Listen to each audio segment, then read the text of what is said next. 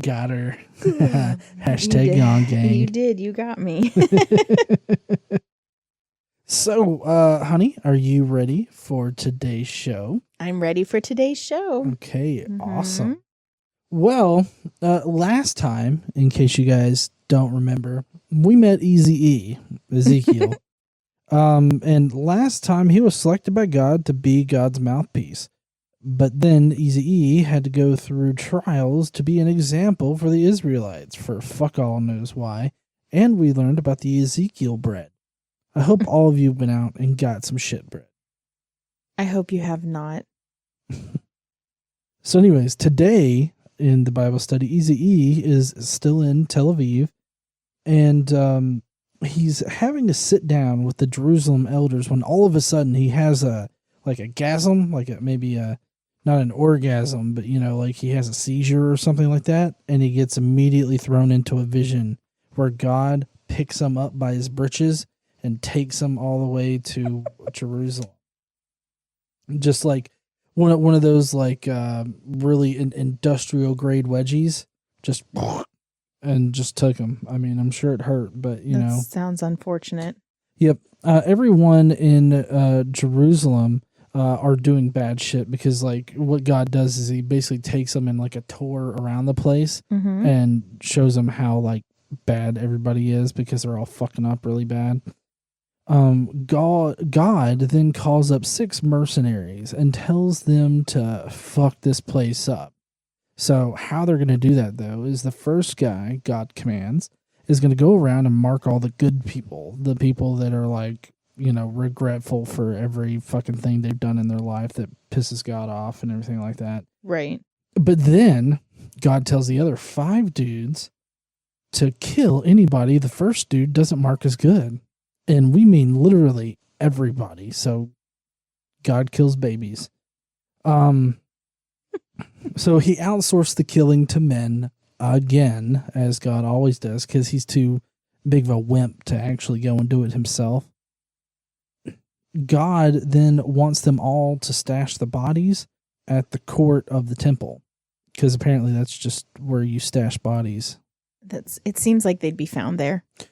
I mean, you would think, but apparently nobody goes to a temple anymore, so it's might as well. Or nobody cares, or they're used to seeing a bunch of blood and stuff at temples. So I mean, to be quite honest, if you're sitting there in Jerusalem and you see 5 guys going around just killing everybody and stashing their bodies at the temple, are you really going to be asking questions at that point? No, hell no, I'm going to run. Yeah, okay. So God then gets mad that people notice that God has forsaken them. So then he forsakens them again. And forsooks? Forsuki? No. Forsuki, y'all gonna die. And then God disappears through the ceiling of the temple, and Eazy E sees all those mutated fucking weird-ass creatures again. He realizes that they're actually cherubim, so when you think about the cherubim, it's not the cute little babies in heaven. No. Those motherfuckers are mutated with CRISPR beyond repair. Yeah, these are creepy. It's almost like Resident Evil got their idea for all the mutated shit they do in their video games from the Bible. Yeah. Because they're all fucked up. Anyways. Then a spirit did an industrial wedgie on him yet again, pulled him up by his britches, and brought him all the way to these leaders that are getting a paddling, like they're in some kind of fraternity or something. They even paddle a guy so hard, he dies. I don't know if they shoved the paddle up his ass too or what, but I mean, fuck, this is some real hazing shit right here. What do you think the fraternity would be called? God Kappa your ass? Bust a cap in your ass. Bust a kappa assa. Something. God then says that he'll return the Israelites and restore them. I keep hearing all these promises of restoration, but God just keeps killing his own people. I don't understand what that's about. But then Eazy E wakes up in the middle of the leaders, and it's I don't know if like maybe he fell to the ground or something, but apparently he snaps out of it and he just goes back to eating his lamb or whatever the fuck they serve in Tel Aviv. Euros. That's all. Euros? Probably not. Oh, those. I was thinking euro like the coin. I was like, those No, didn't like exist. the food. Yeah. Or as we Southerners say it, gyros. Yeah. Gonna go that get is some what you say. gyros. No, But they're gyros. they're not. Gyarados? Nope. That's a Pokemon. It is? Mm-hmm.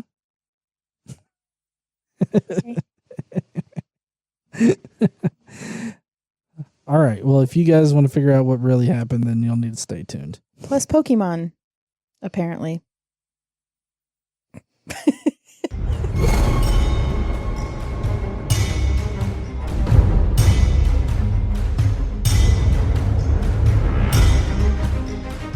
What's up, heathens? How y'all doing? How you doing, honey? Oh, I'm making it. How are you?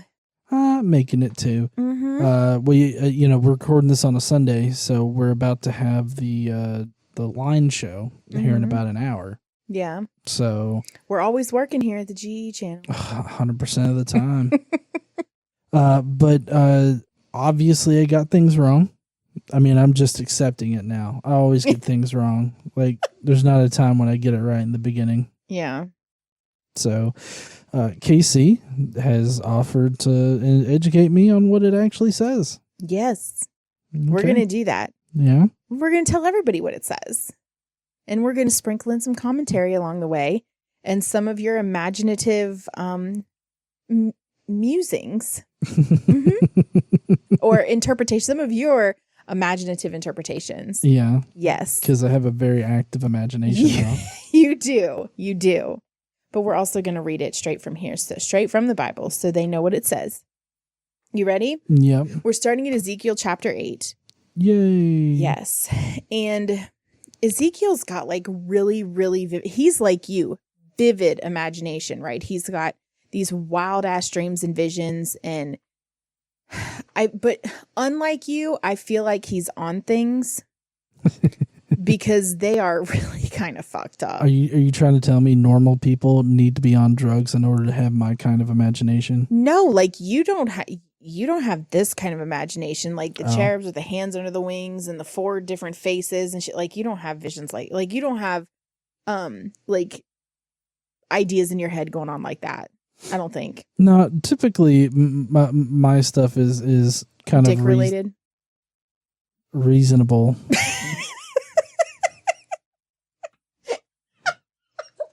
Sorry, listen. You were gonna okay, say reasonable. No, listen. Okay, it's not my fault that the Bible makes a lot of dick innuendos. It's okay. No, it is not my fault that they write about dick a lot. Okay, I'm not the one that forced them to cut their foreskins off. I mean, no. I'm not the one that requires them to focus on where they put their dicks all the time. Okay. You ready to start?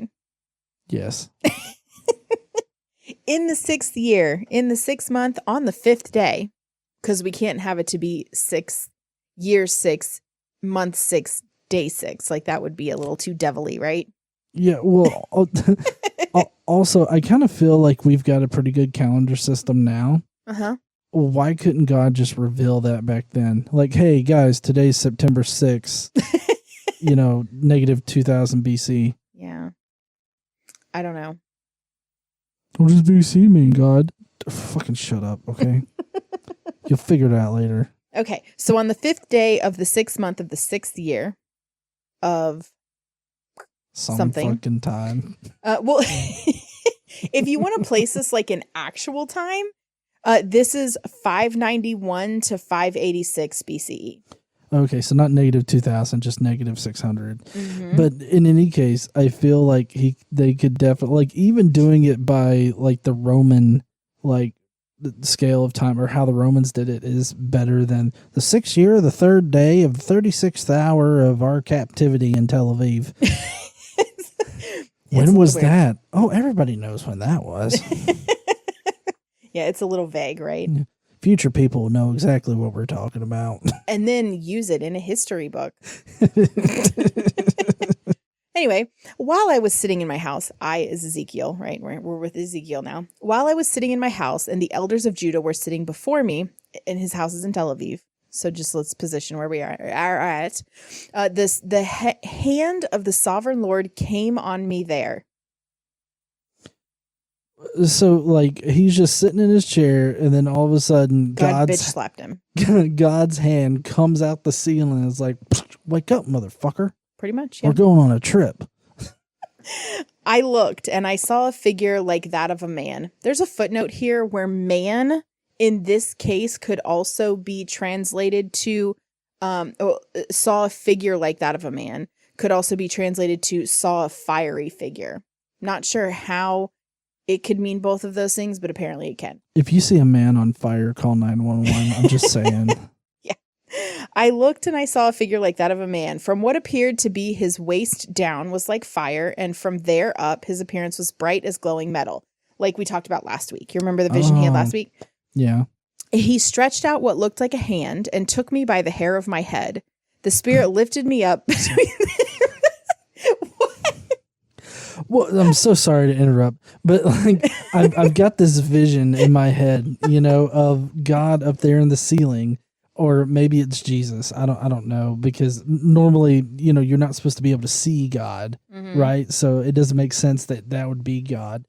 Jesus with his pants on fire goes down and like grabs him by the hair of his head and starts to lift him up. Now, I don't know if you've pulled your hair, but that shit hurts, okay?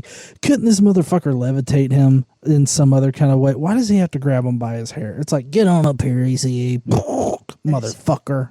It's just what happens. I could do this easy, but I'm deciding not to, just so that I make my point known, okay? Yeah, I could, like, you know, make you a seat with the nook of my giant ass elbow or something so I could just scoop you up and bring you up. But no, I'm just going to pick you up by your hair because fuck you. I feel like God or Jesus, whichever one it was probably like, come here, motherfucker. And, like, I feel like maybe he just didn't understand him. Okay, so the spirit lifted me up between earth and heaven, and in vision of God, he took me to Jerusalem, to the entrance of the north gate of the inner court, where the idol that provokes to jealousy stood. Like, was it an idol with a bigger dick than God? Is that what it was? I mean, see what I mean about the dick thing? You know, I don't need your judgment right now about it, okay? I'm just saying. Like, it says it provoked jealousy. Yes, because it's an idol of another god, and God is a jealous God, and he fully admits that. Here's what I don't understand about this whole jealousy thing, okay? Okay. If these idols don't do shit, yeah, right? Mm-hmm. If they're pointless, if they're stupid, and they got small dicks, why does God care? Like, because the people worship them, and they should be worshiping him. Yeah, exactly. And I mean, I get it that all the Christians and Jews and everything agree that God's a jealous God, but don't you think jealousy is kind of a very it's one of the 7 deadly sins. Yeah, it's a very pitiful thing. Yeah, like, especially for a deity that transcends like all time everything. And space. Yeah, can you imagine existing for eternity and then being like, fuck that statue? It seems kind of petty. Petty to me. Yes, petty. That's the word I was looking for earlier. Okay. Anyways, I'll let you continue. Sorry. And there before me was the glory of the God of Israel, as in the vision I had seen in the plain. Okay. You remember the vision we talked about last episode? Mm-hmm. Yes. Where he had his pants on fire there too. Yes, and looked like molten metal. I know. I'm glad this wasn't me, because I'd just look at him and be like, you know, your pants are on fire. You know what they say about that, right? I feel like you're lying to me. Mm-hmm. And then he said to me, this is God talking to Ezekiel, okay?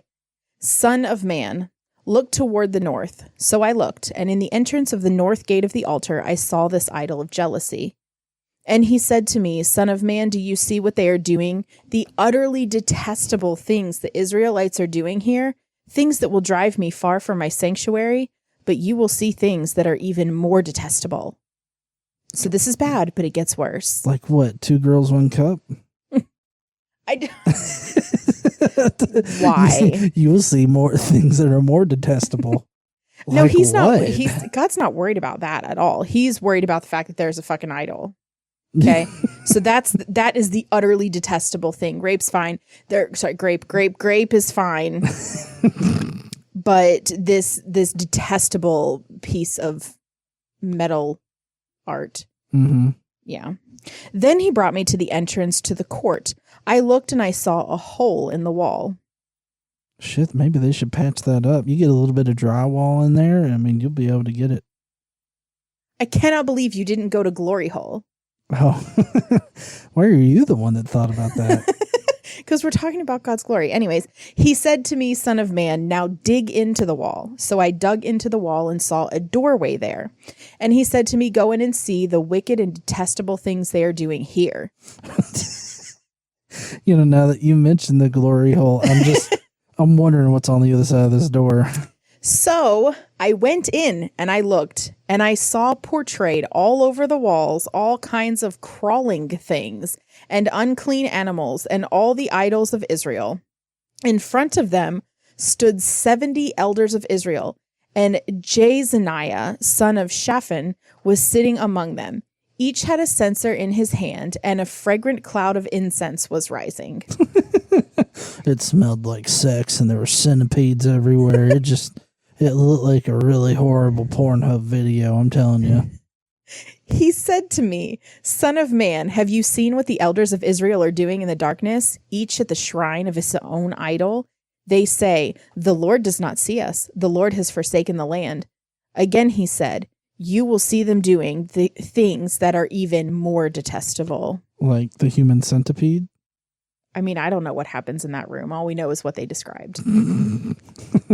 Which is kind of, it's specific in some areas, but vague in others, and I don't have any additional questions. Then he brought me to the entrance of the north gate of the house of the Lord, and I saw women sitting there, mourning the god Tammuz. He said to me, do you see this, son of man? You will see things that are even more detestable than this.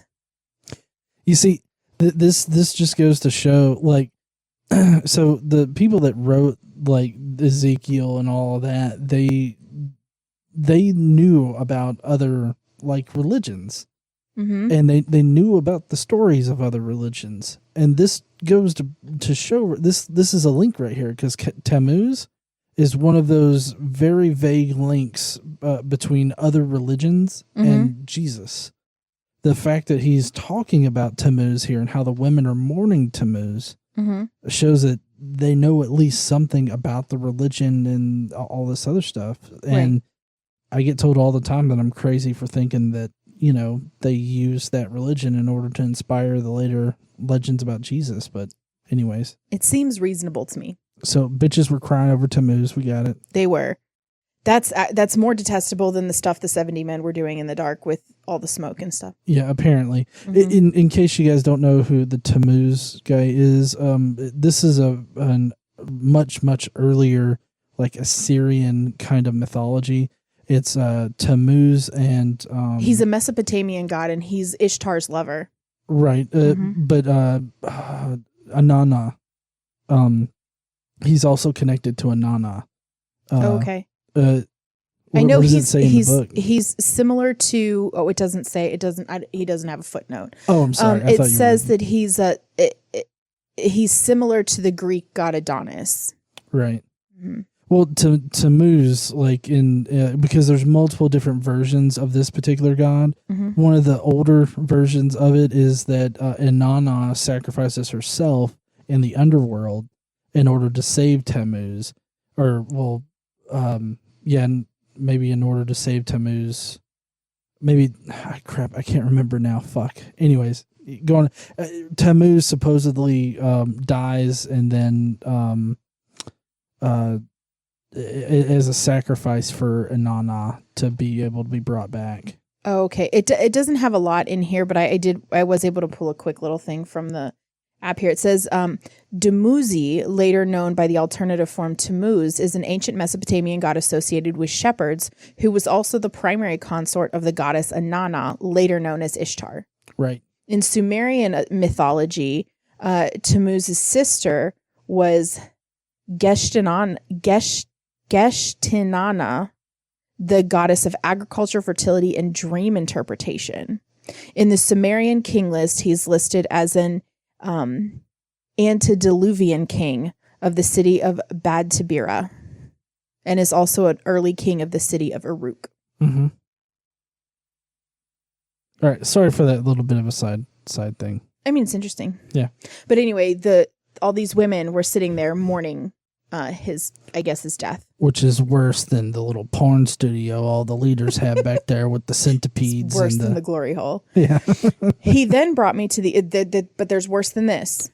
Oh, shit. People mourning over somebody dying. There's worse than that, okay? He then brought me into the inner court of the house of the Lord, and there at the entrance to the temple, between the portico and the altar, were about 25 men. With their backs toward the temple of the Lord and their faces toward the east, they were bowing down to the sun in the east. Oh, shit. Bowing down to the sun in the east? What the fuck are they doing? He said to me, "Have you seen this, son of man? Is it a trivial matter for the people of Judah to do the detestable things they are doing here? Must they also fill the land with violence and continually arouse my anger? Look at them putting the branch to their nose. Therefore I will deal with them in anger. I will not look on them with pity or spare them. Although they shout in my ears, I will not listen to them." He got so mad he had an erection. That's what that was. He forsookied them. Then I heard him call out in a loud voice, "Bring near those who are appointed to execute judgment on the city, each with a weapon in his hand." And I saw 6 men coming from the direction of the upper gate, which faces north, each with a deadly weapon in his hand. With them was a man clothed in linen, who had a writing kit at his side. They came in and stood beside the bronze altar. Now the glory of the God of Israel went up from above the cherubim where it had been and moved to the threshold of the temple. Then the Lord called to the man clothed in linen who had the writing kit at his side and said to him, "Go throughout the city of Jerusalem and put a mark on the foreheads of those who grieve and lament. Go throughout the city of Jerusalem and put a mark on the foreheads of those who grieve and lament over all the detestable things that are done in it." So basically, he wants this guy to go around and mark the heads of all the people who are good. Mm-hmm. They're good. Yeah, but you gotta, like, people that are just even just the first few people in have got to be really concerned when they don't get a mark. Like, hey, why did he get a mark and I don't? Wait a second, get back here with that fucking pen. Get back here with that fucking pen. Give me that fucking mark. See, well, I mean, marked. At this point, the mark could be good or, well, I guess, I mean, we kind of know the mark is bad, but they don't know if the mark is good or bad yet. Well, no, that's what I'm saying. Like a little ways in, because well, we haven't gotten to the part yet, but yeah, it'd be a little ways in. It's like, wait a second. I need that mark. Give me and then that you mark. see somebody else pulling out a pen and marking their own forehead. See, I'm good. I'm good, y'all. As I listened, he said to the others, the other 5 men, right, that came up, "Follow him through the city and kill without showing pity or compassion. Slaughter the old men, the young men, the women, the mothers, and children, but do not touch anyone who has the mark. Begin at my sanctuary." Damn. Yes. This is going down right alongside my Numbers 31 reference that I always pull out. What is this? It's Ezekiel 9. In this particular one, it doesn't have the verses marked, but it's in Ezekiel 9 towards the end. Okay. All right. I mean, that's all I really need, Ezekiel 9, because this shit's fucking crazy. So they began with the old men who were in front of the temple. Then he said to them, this is God to the men again, "Defile the temple and fill the courts with the slain. Go." So they went out and began killing throughout the city. While they were killing and I was left alone, I fell face down, crying out, "Alas, sovereign Lord, are you going to destroy the entire remnant of Israel in this outpouring of your wrath on Jerusalem?" He answered me, "The sin of the people of Israel and Judah is exceedingly great. The land is full of bloodshed and the city is full of injustice. They say, the Lord has not forsaken the land, the Lord does not see. So I will not look on them with pity or spare them, but I will bring down on their own heads what they have done. Then the man in the linen, with the writing kit at his side, brought back word saying, I have done as you commanded. Jesus Christ, I wonder how many people got deaded. Deaded? You sound like Xander.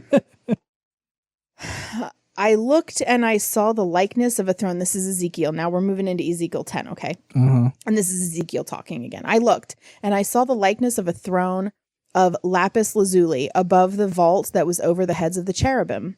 The Lord said to the man clothed in linen, go in among the wheels beneath the cherubim. Fill your hands with burning coals from among the cherubim and scatter them over the city. And as I watched, he went in. Now the cherubim were standing on the south side of the temple when the man went in a cloud, and a cloud filled the inner court. Then the glory of the Lord rose from above the cherubim and moved to the threshold of the temple. The cloud filled the temple, and the court was full of the radiance of the glory of the Lord. The sound of the wings of the cherubim could be heard as far as the outer court, like the voice of God Almighty when he speaks. When the Lord commanded the man in linen, take fire from among the wheels, from among the cherubim, the man went in and stood beside a wheel. Then one of the cherubim reached out his hand into the fire that was among them. He took up some of it and put it into the hands of the man in linen, who took it and went out. Under the wings of the cherubim could be seen what looked like human hands. I looked. I saw beside the cherubim 4 wheels, one beside each of the cherubim. The wheels sparkled like topaz. As for their appearance, the 4 of them looked alike. Each was like a wheel intersecting a wheel. As they moved, they would go in any one of the 4 directions as the cherubim faced. The wheels did not turn about as the cherubim went. The cherubim went in whatever direction the head faced, without turning as they went. Their entire bodies, including their backs, their hands, their wings, were completely full of eyes, as were the 4 wheels. I heard the wheels being called the whirling wheels. Each of the cherubim had 4 faces. One was that of a cherub, the second of a human, the third of a lion, and the 4th of an eagle. Then the cherubim rose upward. These were the living creatures I had seen by the Kebar River. Now, if this all sounds familiar, it's because this is the vision he had last time, right? Right. And he's seeing it again, okay? Because he saw these at his vision in the valley. I wonder if Christians think cherubim are real things. Because, I mean, at both times cherubim have been mentioned, it's been in a vision. Mm-hmm. So I wonder if they think these are real things or just some kind of fucked up thing God invented in order to, like, fuck with Ezekiel. I feel like somebody on acid invented these. Yeah. Yeah. Well, like, because how do the wheels move again? Because I don't see, like, I can't imagine. I can't picture it either because it seems like I understand, and then they go back and say, "Oh no, it didn't happen this way." And so I don't really know. It says they would go in any one as they moved. They would go in any one of the 4 directions the cherubim faced, but it didn't turn about as they went. It almost kind of seems like they had 4 wheels just to make a sphere. I'm not really sure. The sphere would move in any direction. I don't know. They could see with all of their fucking eyes everywhere. I mean, as if they couldn't see everything already. You think that's why God can see what everybody does? He's just completely full of eyes. I don't know. That's a creepy idea, though. Yeah. Yeah. When the cherubim moved, the wheels beside them moved. And when the cherubim spread their wings to rise from the ground, the wheels did not leave their side. And when the cherubim stood still, they also stood still. And when the cherubim rose, they rose with them, because the spirit of the living creatures was inside them. Then the glory of the Lord departed from over the threshold of the temple and stopped above the cherubim. While I watched, the cherubim spread their wings and rose from the ground, and as they went, the wheels went with them. They stopped at the entrance of the east gate of the Lord's house, and the glory of the God of Israel was above them. These were the living creatures I had seen beneath the God of Israel by the Kebar River, and I realized they were cherubim. Each of them had 4 faces and 4 wings, and under their wings was what looked like human hands. Their faces had the same appearance as those I'd seen by the Kebar River. Each one went straight ahead. The repetitiveness. I know. Then the Spirit lifted me up and brought me to the gate of the house of the Lord that faces east. There at the entrance of the gate, I saw 25 men. I saw among them Jezaniah, son of Azur, and Pelatiah, son of Benaiah, leaders of the people. The Lord told me, "Son of man, Those are the men who are plotting evil and giving wicked advice in this city. They say, haven't our houses been recently rebuilt? This city is a pot, and we are the meat in it. Therefore, prophecy against them. Prophecy, son of man. Then the Spirit of the Lord came on me. And he told me to say, it's what it says. It's what it says. It's probably because God had his glory out above the cherubim. You think so? Yeah. Yeah. This is what the Lord says. This is what you are saying, you leaders in Israel, but I know what is going through your mind. You have killed many people in this city and filled its streets with the dead. For fuck's sake, that's what you just did. Yeah, he commanded that. Like, what the fuck is he playing at here? I feel like he's gaslighting people. It's like, hey, y'all are the ones that killed everybody, put them in the temple. I mean, fuck. Therefore, this is what the sovereign Lord says. The bodies you have thrown there are the meat, and the city is the pot. But I will drive you out of it. You fear the sword, and the sword is what I will bring against you, declares the sovereign Lord. I will drive you out of the city and deliver you into the hands of foreigners and inflict punishment on you. You will fall by the sword, and I will execute judgment on you at the borders of Israel. Then you will know that I am Lord. This city will not be a pot for you, nor will you be the meat in it. I will execute judgment on you at the borders of Israel, and you will know that I am Lord. For you have not followed my decrees or kept my laws, but have conformed to the standards of the nations around you. Now, as I was prophesying, Pelatiah, son of Benaiah, died. Then I fell face down and cried out in a loud voice, Alas, sovereign Lord, will you completely destroy the remnant of Israel? The word of the Lord came to me, Son of man. The people of Jerusalem have said of your fellow exiles and all the other Israelites, they are far away from the Lord. This land was given to us as our possession. Therefore say, this is what the sovereign Lord says. Although I sent them far away among the nations and scattered them among the countries, yet for a little while, I have been a sanctuary for them in countries where they have gone. Therefore say, this is what the sovereign Lord says. I don't know why they have to keep breaking it up and saying that. I don't know either. Also, when it says the word of the Lord and speaks about it in like a very physical manner, like the word of the Lord came to him and told him this, that's Jesus. Every time you say the word of the Lord, the Catholic in me is like, thanks be to God. I always get the, peace be with you. And also with you. Yeah. Mm-hmm. May the force be with you. And also with you. Okay, so therefore say, this is what the sovereign Lord says. I will gather you from the nations and bring you back from the countries where you have been scattered, and I will give you back the land of Israel again. They will return to it and remove all its vile images and detestable idols. I will give them an undivided heart and put a new spirit in them. I will remove from them their hearts of stone and give them a heart of flesh. They will follow my decrees and be careful to keep my laws. They will be my people, and I will be their God. But as for those hearts who are devoted to the vile images and detestable idols, I will bring down on their own heads what they have done, declares the sovereign Lord. Yes, fucking sovereign Lord. I mean, you can't argue with the sovereign Lord, especially when he's got his dick out. Well, so right here, he's promising, like, yeah, all these people in this city, except for the people with the mark, got fucked up. But there are all these people that I scattered about, right? That I've been with and they've been with me, and I'm going to bring them back. Mm-hmm. And so he's promising Israel restoration. Okay, so basically there's a little bit of remnant in Jerusalem, but then God has sort of sprinkled it like salt and pepper elsewhere. In the other nations, yeah. Yeah, okay. And so, because we're still within the 70 years, I believe, where they're exiled. Okay, so God's going to bring them back. And that's what he's telling Ezekiel is all these people are going to come back. They're my remnant. Israel will be restored through them. Right. And, everything's going to be great. Just like all the other times, everything's going to be great. They're going to be my people and I'm going to be their God. But if they fuck up, I'm going to kill them. Yeah. Not I'm going to kill them. I'm going to have other people kill them. Well, sometimes. For me. Yeah, sometimes. Mm-hmm. Oh, yeah. And then there are times when he opens up the Sarlacc pit and he casts like plagues on them and everything. So, yeah. Okay. Just the most recent time he had other people kill them. Right. So then the cherubim with the wheels beside them spread their wings, and the glory of the God of Israel was above them. The glory of the Lord went up from within the city and stopped above the mountain east of it. The Spirit lifted me up and brought me to the exiles in Babylonia for the vision given by the Spirit of God.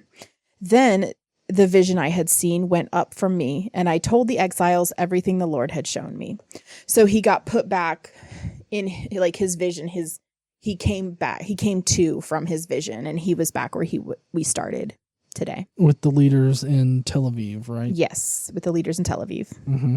Mm-hmm. And that's all for today. Oh, shit. That's a crazy fucking vision right there. Mm-hmm. What are we going to learn about next time? Is God going to contract the same, like mercenaries to go around and kill more Israelites because they fucked up? Well, so next week, God is going to enact 2 signs. One sign depicts the further exile of those still in Judah. And the other one shows the anxiety that will accompany the fall, like the fallout. Yeah. And let's see what else happens. The anxiety enactment. The prophecies, they're going to talk about the certainty of the prophecies and how and when they're going to be fulfilled. We're also going to talk about how the false prophets are deceiving people and the sin of the prophetess. The prophecy, though, that Ezekiel is telling is not for idolaters. This ain't for you people. And he reminds them that judgment is inescapable. You can't escape my judgment because I am everywhere. Yep, pretty much. So that's what we're going to do next time on the Bible. Great. Can't wait for more bad shit to happen caused by God, because he has a very big ego and there's no room for anybody else in that ego. No. You gotta suck God's dick, and only God's dick. That's it. All my dick references right there. Okay. We're just going to end it on dick.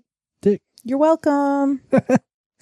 Well, heathens, we would really love to hear what you guys think about this episode today down in the comments section. I maintain that Ezekiel 9 is going to be another one of those things that I pull out whenever somebody's like, God doesn't order, the deaths of babies. Fuck, you want to challenge me on this? But anyways, we'd love to hear what you guys have to say about what we learned today down in the comments section. Before you go down there, make sure you smash that like button and subscribe if you like this kind of content. And don't forget to stand up and use your voice. Bye, heathens. Bye, y'all.